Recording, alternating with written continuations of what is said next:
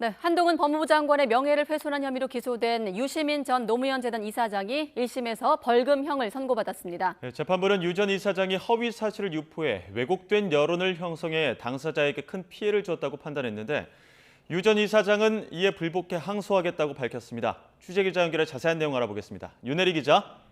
네, 사회일부입니다. 네, 그러니까 법원이 유시민 전 이사장의 명예훼손 혐의를 인정한 거죠? 그렇습니다. 서울 서부지방법원은 오늘 오후 한동훈 법무부 장관의 명예를 훼손한 혐의로 재판에 넘겨진 유시민 전 이사장의 1심 선고 공판을 진행했습니다.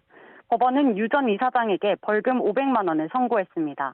먼저 재판부는 유 전 이사장이 검찰이 노무현 재단 계좌를 들여다봤다는 허위 사실을 유포해 왜곡된 여론 형성에 영향을 끼쳤다고 판단했습니다. 이로 인해 한 장관이 수사권을 남용한 검사로 인식돼 상당한 정신적 고통을 받았고 당사자도 유 전 이사장의 처벌을 원하고 있다고 양형 이유를 밝혔습니다. 다만 유 전 이사장이 자신의 잘못을 인정하는 사과문을 게시했고 피해자가 이후 법무부 장관으로 취임해 검사로서 명예를 어느 정도 회복했다는 점을 고려했다고 설명했습니다. 이에 대해 유 전 이사장은 자신의 무죄를 주장하며 항소하겠다는 입장입니다. 유 전 이사장의 발언 직접 들어보시겠습니다. 1심 판결이니까 판결 취지야 존중을 하는데요. 또 항소해서 무죄를 다퉈봐야겠죠.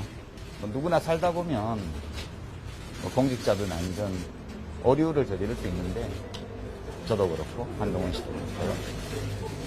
그렇게 오류를 저지를 수 있는데 그럴 때는 좀 부끄러워하는 마음이 있어야죠. 냉정한 말씀인데 무소지심 비인야라는 말이 있죠. 그러니까 앞서 유 전 이사장은 지난 2019년 말부터 이듬해까지 유튜브와 라디오에서 두 차례에 걸쳐 당시 한 장관이 부장이었던 대검 반부패 강력부가 노무현 재단과 자신의 은행 계좌를 들여다봤다고 주장했다가 명예훼손 혐의로 기소됐습니다.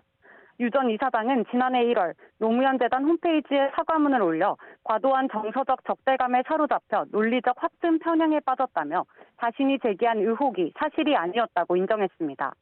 최후 진술에서도 자신이 제기한 의혹이 사실이 아니었다고 인정했지만 이로 인해 한 장관의 명예가 훼손되진 않았다고 주장했습니다. 검찰은 유 전 이사장이 아무 근거 없이 허위 발언을 해 수사의 독립성과 공정성, 신뢰에 큰 영향을 미쳤다며 징역 1년을 구형했습니다. 유 전 이사장은 자신의 잘못을 인정하긴 했지만 한 장관 또한 자신에게 사과해야 한다고 주장하고 있습니다.